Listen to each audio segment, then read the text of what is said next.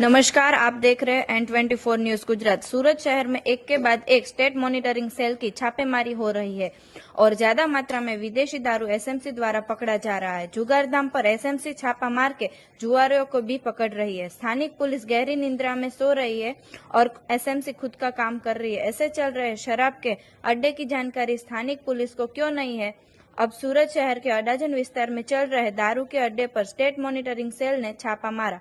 अडाजन विस्तार के हरिचंपा की वाड़ी महादेवनगर झुपड़पट्टी में विदेशी दारू ज्यादा मात्रा में पकड़ा गया। अलग अलग ब्रांड की कंपनी की 255 बोतल देसी दारू 180 लीटर 36,460 रुपये के साथ 5 मोबाइल फोन रुपये 70,000 नकद रुपये 7,800 मिल के कुल मुद्दामाल 1,14,260 रुपये एसएमसी ने पकड़ लिया। इसके साथ 5 आरोपियों को स्टेट मॉनिटरिंग सेल ने रंगे हाथ पकड़ लिया। 1 राहुल नायक, 2 तरुण राठौड़, 3 रौनक टोटड़िया, 4 गणेश चौधरी और दर्शन नायक को जब्त करके कानूनी कार्रवाई एसएमसी द्वारा की गई।